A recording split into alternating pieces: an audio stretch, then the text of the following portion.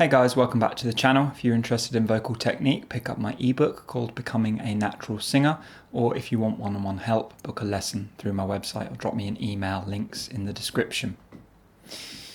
So being a chronic over-squeezer, I want to cover the symptoms of chronic over-squeeze and chronic under-squeeze, because struggling singers tend to lean one way or the other. More balanced singers will sit in the middle. They will neither tend to lean too much towards oversqueeze or too much towards letting go. But let's do this one step at a time. So firstly, chronic oversqueezer. Now, the reason this is the first is because this is me. This is my cross to bear. This is the thing that always catches me out over and over again. I'll go through periods where I struggle with my voice, and every time, after 6 months, after a year, I'll be like, I'm over squeezing again. And I'll be like, this time, I'm not going to over squeeze. I'm going to make sure I balance my voice out again absolutely correctly. I'm super vigilant, and I'm not going to over squeeze again. 6 months later, a year later, day by day, little bit by little bit, I think I'm in the same place, but I'm not. I'm over squeezing again. So what's the issue with over squeeze? Why is it undesirable? Why is it something that we don't want? What happens when we over squeeze is the voice tends to start to sound a little bit pinched, a little bit squeezy. Just, it doesn't sound so musical anymore. We've got to work harder as well to get high. The more we squeeze, the harder we have to work. If that squeeze gets too much, we get into a vicious cycle. We have to work really hard to get high, and we tend to squeeze even more to compensate for that extra squeeze. We get into a cycle, as I speak about all the time. And the other thing is the voice tends to get irritated. When we're over squeezing consistently, day in, day out, the voice starts to get thicker. It starts to get irritated. The chords start to get a bit puffy or swollen. Now, this can be quite subtle. Often really hard cases who are just starting with technique, they'll get laryngitis. Their voice will start really, hurting. They'll get lots of sore throats. They'll lose their voice. They'll be talking like this, really hairy. It's very obvious that something is really wrong. But what tends to happen with people that have got more momentum with technique, some more sense of balance, is the voice kind of continues to function. It doesn't really get too crazy, but it just starts to feel less reliable. Day in, day out, you get less stretch, it feels stiff. You feel like you're on a treadmill all the time trying to get your voice back, and it never really gets back to the baseline. It never really gets back to where it feels thin and pliable again. And you might have a few days where it's good, and then bang, all of a sudden it starts spiraling again. And that's because the voice is getting irritated by the oversqueeze. And the other thing is when we talk about oversqueeze, pushing too much, leaning on compression or closure too much, squeezing. As a coach, it's tough because the majority of harder cases, believe it or not, are under squeezers. They can't yet squeeze in the right way. So as a coach, most of the work you're doing is teaching people how to squeeze. And if you're reinforcing that all the time, you're saying squeeze, squeeze, squeeze, squeeze to everybody, it can tend to push you in that direction if you're not very careful with it.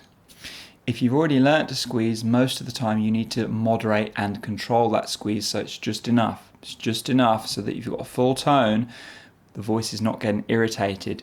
The voice is not getting pinched and squeezy. The voice is musical sounding. So, on top of all of that, the concept of oversqueeze can also be here and there. And what I mean by that is we've got compression boundaries. What is too little compression? It starts to get airy, breathy, and we get bad tension. Outer muscles get it coming in. And the opposite of that, too much squeeze. Whereas you don't have the outer muscles, we tend to have swollen voice, irritated voice, squeezy, pinched type of quality, hard in the high range, if we cross these lines. Now, where are these lines? What are these lines? How do we easily find these boundaries where we're squeezing just enough on the fuller end of the sounds and just a little enough on the falsetto or the lighter sounds, and we're leaning in and out within those boundaries? The truth is, it's very hard to find those lines. The only real way is to cross them a lot, make mistakes, and realize, I'm over squeezing, my voice is getting irritated, or I've got a lot of bad tension, it's getting very airy and pushed at the top. These are signs that you're getting outside of the boundaries. The other way, which is frankly a lot more easy, is to just piggyback on somebody else who has those boundaries nailed, who knows where those boundaries are. And that's where a coach comes in. A lot of my work with a student is simply just saying, nope, you crossed the line, nope, you crossed the line, nope, you crossed the line. So that people very quickly get a sense of, the boundaries that I thought, or who knows what boundaries they thought, it would have just been arbitrary a lot of the time, suck those in. This is the space I've got to work within. Now, they're not going to get it perfect at first, but they will get a much clearer sense of the boundaries that real singers are working within versus the boundaries that the harder cases are working within. And just going back to this idea of these boundaries, the issue for a lot of singers, especially as they've studied technique a fair amount, is most of the time they're within the boundaries. Most of the time they are squeezing the right amount. But for me, for example, my main issue is when I go into a fuller mix above E, F, F sharp, that's when I tend to cross the squeeze boundary on the tighter end.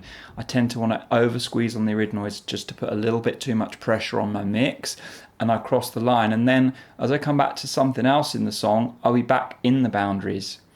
So depending on the singer, you might only be nipping in and out. And this is one of the reasons why I think certain particular singers who are very good at technique, let's take Adele as a good example. One of the reasons it's so hard to diagnose what's wrong with some of these singers is purely because of that. It's because they're well within the boundaries 90% of the time, and it's just that little 10% where they drift out and they over squeeze a bit, they put a bit too much pressure on. You magnify or multiply that over an hour, and the voice starts to get a little bit puffy, a little bit thick, a little bit harder work the next day. They're doing multiple shows, they're crossing the line a little bit. So you can see how it can get into a cycle, and you can also see how it becomes harder and harder to diagnose the better you are as a singer, and the less frequently, or the less frequently you're crossing outside of those boundaries. So to summarize, are you an oversqueezer? Do you feel like your voice is heavy? Do you feel like your voice sounds pinched, squeezy? It sounds like really hard work to the listener. Does your voice tend to be inconsistent? Does it feel swollen and fatigued all the time? Does it feel irritated? Are you getting sore throats? These are all the types of things that oversqueezers are going to face. Are you feeling like you've got to push out lots of volume in order to get the notes to come out as you go into your mix? These are the types of things you've got to look out for. Once we've accepted we're a hard case, once we've accepted on top of that we tend to oversqueeze, the solution is to back off the squeeze. So what do we do first? We find exercises with medium compression. Then when we go back to lean onto compression, we have to have a new awareness of when we lean in, we don't cross any further than that. We don't clamp down on it beyond what we need, and we start to develop a new threshold, a new boundary line for that mix. And eventually that new boundary line will become as solid as the old boundary line, which was crossing the threshold of what's going to work and what's not. Now for me, the main thing I was noticing is, on top of the reflux issues that I made some videos about recently, my voice was thin, it was pliable, it was super easy. But I noticed whenever I was going back into my mix, I started to feel my voice getting thick very quickly. I started to notice, it gets irritated when I do specifically that. Now, when I was having this cycle of reflux, my voice was always thick, so I never really got an opportunity to get in tune with that.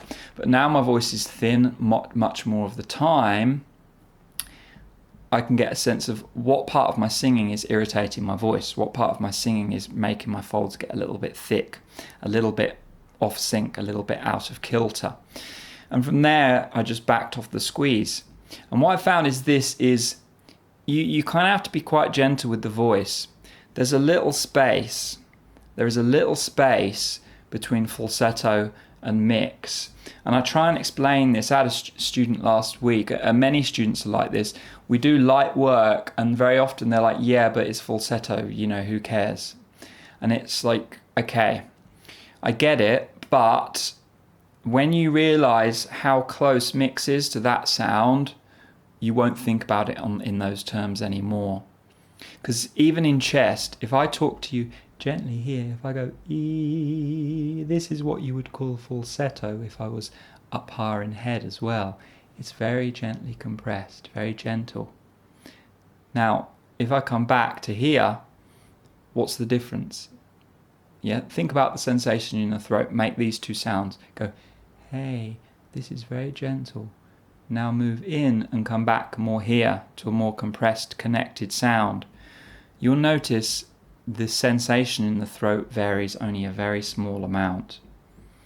Now that is universal throughout the range. Those arytenoid muscles that connect your chords, they only have to work that hard, and the difference between falsetto and connection is that difference right there, whatever part of your range you're in. The only difference is, as we go up higher, we need the vocal cords to stretch to get there.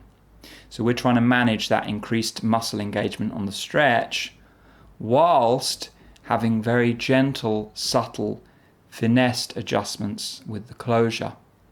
So we've got consistent adjustments throughout the range with closure, and we've got varying adjustments throughout the range with the vocal cord stretch, or the cricothyroid stretch, however you want to describe it.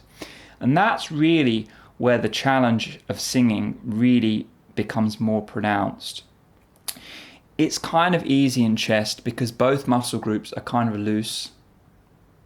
But when you've got in mix, one muscle group working harder, the stretch is starting to engage more and more and more. Whilst the arytenoids that connect your chords still need to work nice and loose and easy, just like your speaking range, there is a mismatch between what the two muscle groups are being asked to do.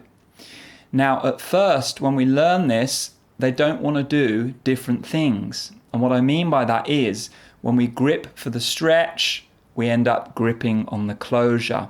And that's really what leads us to oversqueeze, is we haven't realized yet that yes, I hold on to the stretch, but the key thing to getting into a true mix voice is as I hold on to that stretch, the vocal cords connect in a nice, gentle, easy way throughout the range.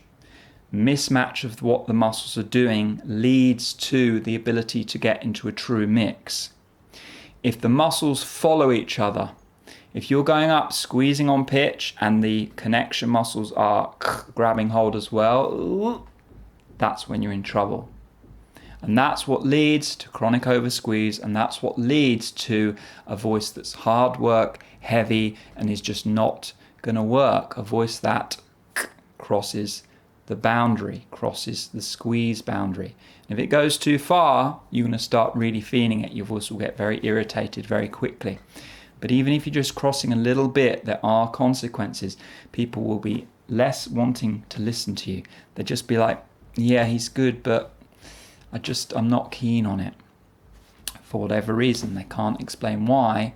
And I'm telling you, this is why. Anyway, guys, those are my thoughts on being a chronic oversqueezer. Let me know your thoughts in the comments. Thumbs up, subscribe, and I'll catch you very soon. Bye-bye.